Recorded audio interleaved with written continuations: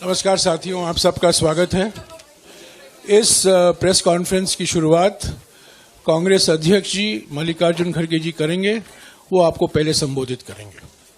मल्लिकार्जुन खड़गे जी, कांग्रेस अध्यक्ष।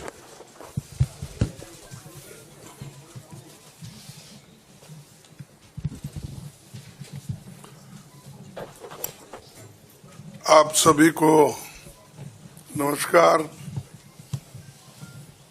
आज इस प्रेस कॉन्फ्रेंस में हमारे नेता पूर्व अध्यक्ष श्रीमती सोनिया गांधी जी और हमारे पूर्व अध्यक्ष श्री राहुल गांधी जी और मंच पे बैठे हुए हमारे पार्टी के ट्रेजरर, सेक्रेटरीज और दूसरे साथियों, ये एक विशेष प्रेस कॉन्फ्रेंस है। मैं क्योंकि ये पहली बार, दोस्तों, ये तो 18वीं लोकसभा के आम चुनाव की घोषणा तो हो चुकी है। देश का हर एक नागरिक इसमें भाग लेने के लिए उत्सुक है। भारत पूरी दुनिया में अपने लोकतंत्र मूल्यों और आदर्शों के लिए जाना जाता है। किसी भी लोकतंत्र के लिए निष्पक्ष चुनाव अनिवार्य होता है, एसेंशियल होता है। साथ ही ये भी अवश्य होता है कि सभी राजनीतिक दल के लिए लेवल प्लेइंग ग्राउंड यानी समान लेवल प्लेइंग फील्ड हो, सभी के पास समान रूप से संसाधन हो। ये नहीं कि जो सत्ता में है उनका रिसोर्सेस पर मोनोपोली हो। ये नहीं कि उनका मीडिया पर एक अधिकार हो।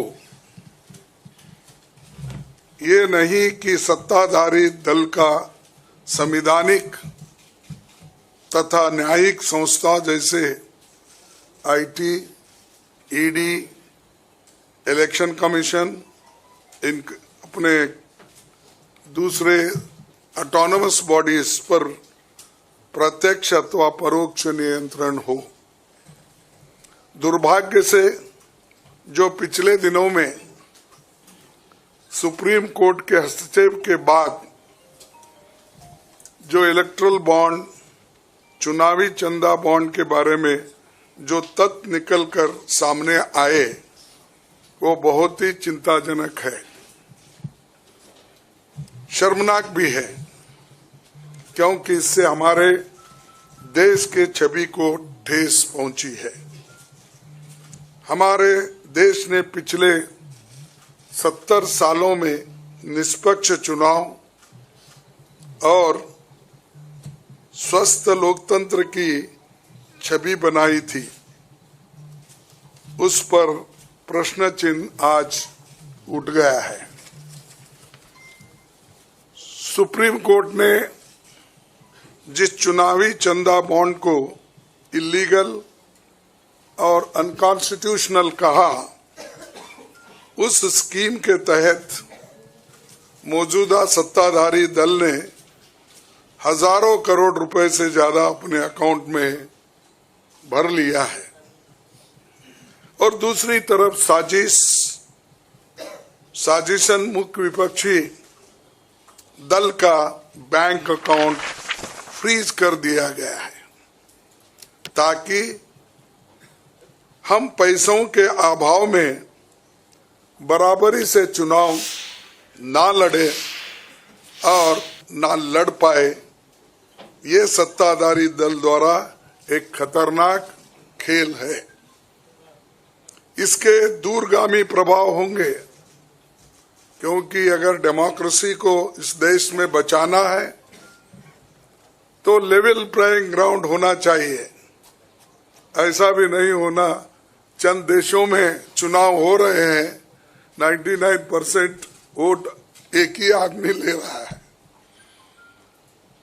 ऐसा आपको तो मालूम हो गया रिसेंटली किन किन देशों में ऐसा हुआ है। तो ये सत्ताधारी दल द्वारा एक खतरनाक खेल खेला गया है। इसके दूरगामी प्रभाव होंगे, पर यह स्पष्ट है कि इस तरीके से किसी राजनीतिक दल को असहाय बनाकर चुनाव लड़ने में बाधा उत्पन्न कर और फ्री एंड फेयर इलेक्शन कभी नहीं कहा जा सकता। देश की जनता, एक आम नागरिक एक देख सकता है कि बीजेपी ने चुनावी चंदा बॉन्ड से 56% पैसे हासिल किए हैं, वहीं कांग्रेस को 11% ही मिले हैं। और ये वो पैसे जो बॉन्ड से बीजेपी ने लिए हैं, इसके अलावा जो कैश में इनके पास आता होगा तो कोई अकाउंट ही नहीं है। आप इनके खर्चे देखिए, हर तरफ इनका एडवर्टाइजमेंट लगा है और एडवर्टाइजमेंट में भी मोनोपोली बना ली है। प्रिंट मीडिया हो, टीवी हो और सोशल मीडिया हो, इनका बहुत डोमिनेशन है। लेकिन इतने पैसे एक पार्टी जमा कर सकती है, हिंदुस्तान के 70 साल के डेमोक्रेटिक व्यवस्था में ऐसा कोई नहीं किया। ये पहली बार ये सरकार अनेक ढंग से पैसे आज उठा रही है और इनके 5 स्टार ऑफिसेस से बड़े बड़े हर जगह आप देखिए, और 4-4, 5-5 फ्लाइट एक मीटिंग को जाते हैं और उनके पीछे और 2-4 जाते हैं। एक मीटिंग का इतना खर्च होता है तो शायद ही कोई पार्टी, अपोजिशन पार्टी उसका 10% भी नहीं कर सकती मुकाबला। मैं कहना नहीं चाहता कि बीजेपी ने किस तरीके से कंपनियों से पैसे लिए, क्योंकि सुप्रीम कोर्ट तथ्यों की जांच कर रही है। हमें उम्मीद है कि सच्चाई बहुत जल्द हम सब के सामने आएगी। और अंत में मैं देश के संवैधानिक संस्थाओं से अपील करता हूं कि अगर वो फ्री एंड फेयर इलेक्शन चाहते हैं तो हमारी पार्टी को बगैर किसी रोक टोक से बैंक अकाउंट्स का इस्तेमाल करने दे, और जो इनकम टैक्स का क्लेम है वो अंततः कोर्ट के निर्णय के अनुसार सेटल हो जाएगा। राजनीतिक दल टैक्स नहीं देते, बीजेपी कभी इनकम टैक्स नहीं दी, लेकिन ये लागू सिर्फ कांग्रेस पे हो रहा है। कोई पॉलिटिकल पार्टी इनकम टैक्स के दायरे में नहीं आते, सच है ना? सेटल हो जाए। राजनीतिक दल नहीं आते, बीजेपी ने कभी नहीं दिया अकाउंट। इसके बाद भी अगर हमसे ये मांगा जा रहा है तो हम न्यायालय के अंतिम निर्णय का इंतजार कर रहे हैं, क्योंकि हम चाहते हैं कम से कम न्यायालय तो इस बात को देखे, कानून को देखे, रूल ऑफ लॉ और गवर्नेंस जो संविधान के तहत होता है उसके तरफ तो ध्यान दे दो, क्योंकि आज वो हुकूमत में है, कल दूसरी पार्टी आएगी।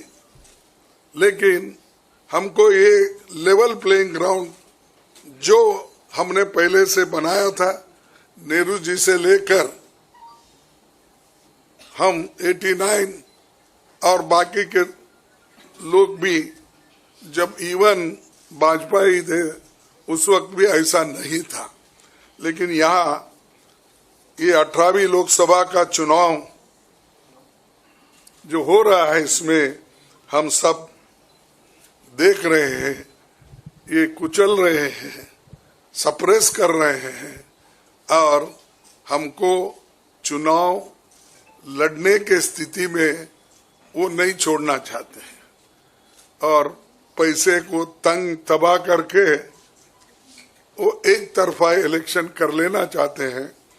लेकिन लोग भी होशियार है, इसको जानते हैं और लेवल प्लेइंग फील्ड बने रहने के लिए ये उनके जो बाधक है और जो हमारे अकाउंट्स फ्रीज किए हैं वो तत्काल उसका रिलीज होना चाहिए और हमको चुनाव में डेमोक्रेसी और संविधान को बचाने के लिए लेवल प्लेइंग ग्राउंड होना चाहिए। धन्यवाद।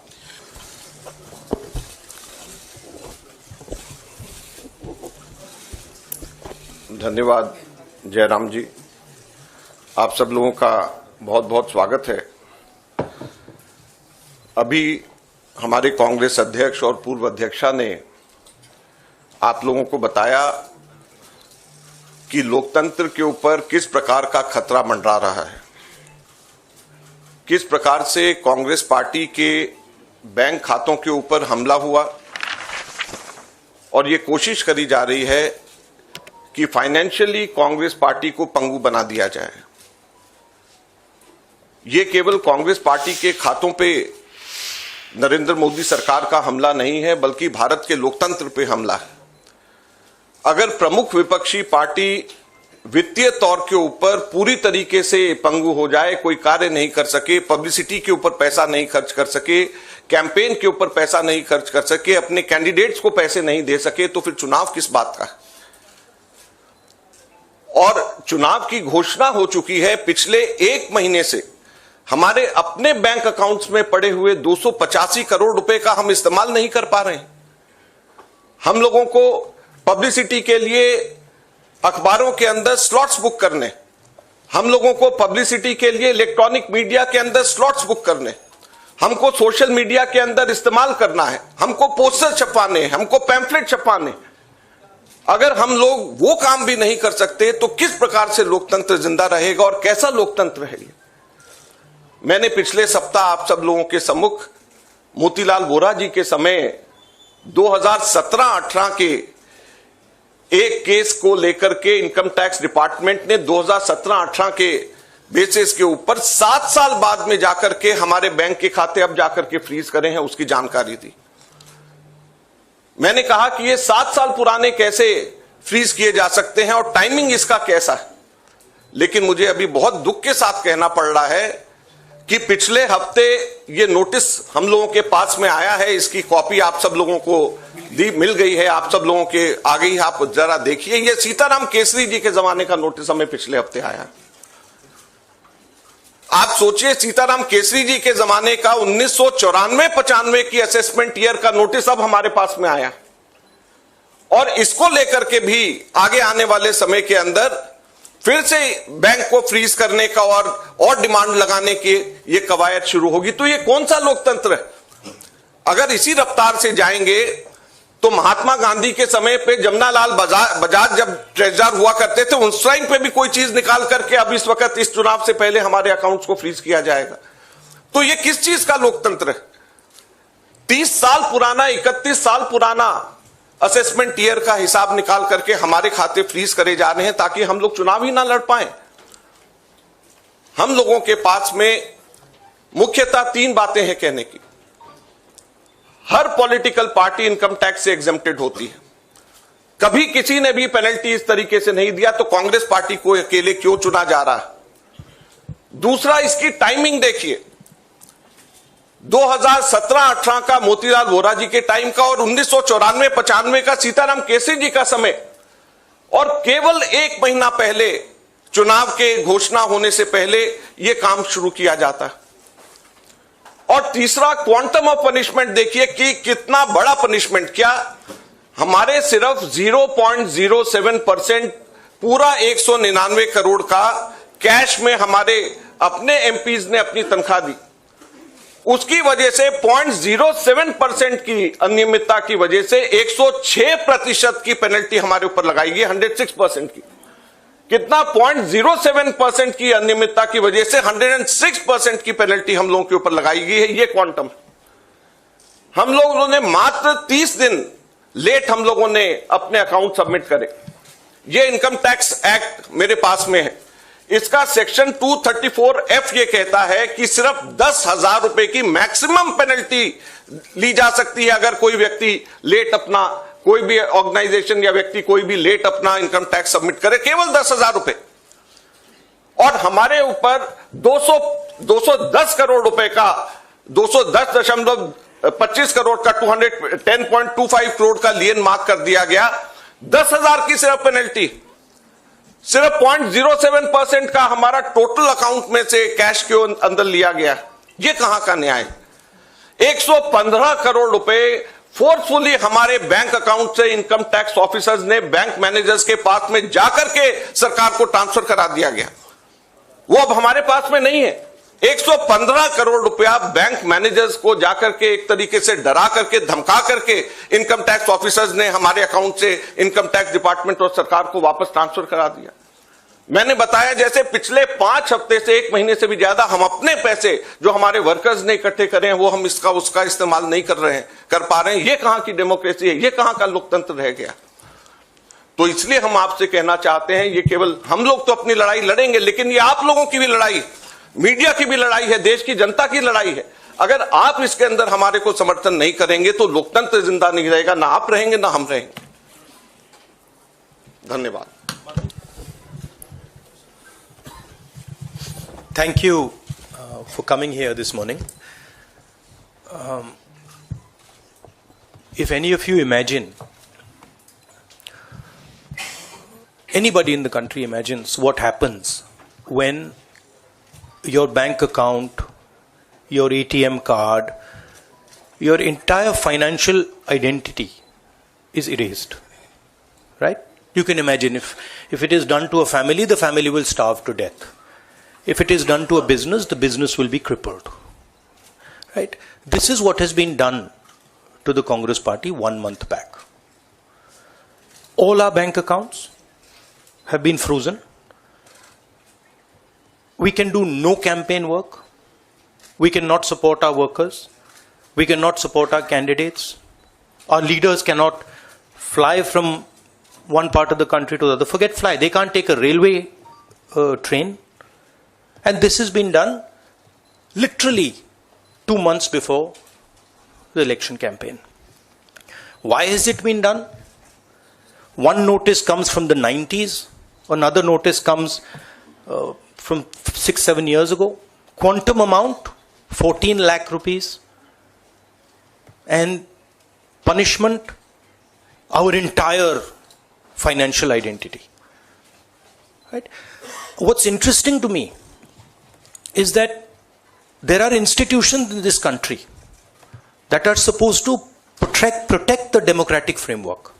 There are the courts in the country, there's the election commission in the country, right? And nothing is happening. The election commission has not even said, wait a minute, you have frozen the bank account of the largest, of one of the biggest political parties, largest opposition in the country. And already our ability to fight the election has been damaged. We've already lost a month. As Makanji said, we are unable to get slots for advertising. We are unable to put ads in newspapers. And so what sort of a democracy is this? This is a criminal action on the Congress party. And it's a criminal action done by the Prime Minister and the Home Minister. It's very clear. This type of activity does not happen without them in today's India. And so the idea that India is a democracy, this is a lie. There's no democracy in India today. The idea that India is the world's largest democracy, it's a lie. It's a complete lie. 20% of India votes for us, and we are not able to pay 2 rupees for anything. Right? And it has been orchestrated to cripple us in the elections. Now, even if our bank accounts are unfrozen today, huge amount of damage has been done to Indian democracy. And no court is saying anything. No election commission is saying anything. No institution is saying anything. Media is not saying anything. It's ridiculous. And it's your duty, and I'm not just speaking to the media, it is the duty of all the institutions of this country, it's the duty of the people of this country. You're being robbed of your most important asset. You're being robbed of your constitution, you're being robbed of your democratic structure, you're being robbed of the entire architecture, and everybody's just quiet. I can say it in Hindi. 1 महीने पहले Congress party के सारे bank account freeze कर दिए गए. आप सोचिए, आप किसी परिवार के बैंक अकाउंट फ्रीज करिए, किसी व्यक्ति के बैंक अकाउंट फ्रीज करिए, किसी बिजनेस के बैंक अकाउंट फ्रीज करिए, किसी भी संस्था के बैंक अकाउंट फ्रीज करिए, होता क्या है? एकदम खत्म हो जाता है. अगर आपने किसी परिवार का बैंक अकाउंट फ्रीज कर दिया, भूखे मर जाते हैं. वो कांग्रेस पार्टी के साथ किया जा रहा है. 1 महीने पहले ये हुआ, और किसी संस्था ने, हिंदुस्तान की संस्था ने, किसी कोर्ट ने, किसी इलेक्शन कमीशन ने चूं तक नहीं कहा. सब ड्रामा देख रहे हैं. 20% हिंदुस्तान के लोग कांग्रेस पार्टी को वोट देते हैं. हम 20% लोगों को रिप्रेजेंट करते हैं, और आज हम रेलवे टिकट नहीं खरीद सकते. आज हम अपने नेता को एक शहर से दूसरे शहर नहीं भेज सकते. हम एडवर्टाइजमेंट नहीं लगा सकते. और क्यों? 14 लाख रुपए 7 साल पहले 14 लाख रुपए का इशू है, और 200 करोड़ रुपए का फाइन, और सारे के सारे बैंक अकाउंट फ्रीज कर दिए. जब इनकम टैक्स, ये दिखाना मुझे जरा, सॉरी, क्या 200 करोड़, जब इनकम टैक्स, साफ इनकम टैक्स की जो एक्ट है, साफ कहता है कि ज्यादा से ज्यादा 10,000 रुपए का फाइन लगेगा. तो यह है हिंदुस्तान का लोकतंत्र. यह क्रिमिनल एक्शन है कांग्रेस पार्टी के खिलाफ और हिंदुस्तान के लोकतंत्र के खिलाफ, और यह क्रिमिनल एक्शन हिंदुस्तान के प्रधानमंत्री कर रहे हैं. मेरी विनती है कि जो हिंदुस्तान के इंस्टीट्यूशंस हैं, जो वो अपने आप को हिंदुस्तान के इंस्टीट्यूशंस मानते हैं, डेमोक्रेसी को प्रोटेक्ट करते हैं, लोकतंत्र को प्रोटेक्ट करते हैं, हिंदुस्तान के कोर्ट्स हो, हिंदुस्तान का इलेक्शन कमीशन हो, वो इसके बारे में कुछ करें. और यह कहना कि हिंदुस्तान दुनिया की सबसे बड़ी डेमोक्रेसी है, झूठ है. यहां कोई डेमोक्रेसी नहीं है. बिगेस्ट ऑपोजिशन पार्टी का आपने बैंक अकाउंट बंद कर दिया, और 1 महीने कोई कुछ नहीं बोल रहा है. केसरी जी के टाइम से नोटिस आया है. तो अजीब सी सिचुएशन है. सब लोग देख रहे हैं, और हर संस्था मतलब का रोल है इसमें. कोर्ट्स का रोल है, इलेक्शन कमीशन का रोल है. धन्यवाद. शुक्रिया राहुल जी. साथियों, कांग्रेस अध्यक्ष जी, सोनिया जी, राहुल जी ने और दूसरी जरूरी बैठक से निकलकर यहां आए हैं आपको संबोधित करने के लिए. उनको उस बैठक में वापस लौट जाना है. आपके सवाल हमारे कोषाध्यक्ष विस्तार से जवाब देंगे. मैं कांग्रेस अध्यक्ष सोनिया जी और राहुल जी को शुक्रिया अदा करता हूं. शुक्रिया.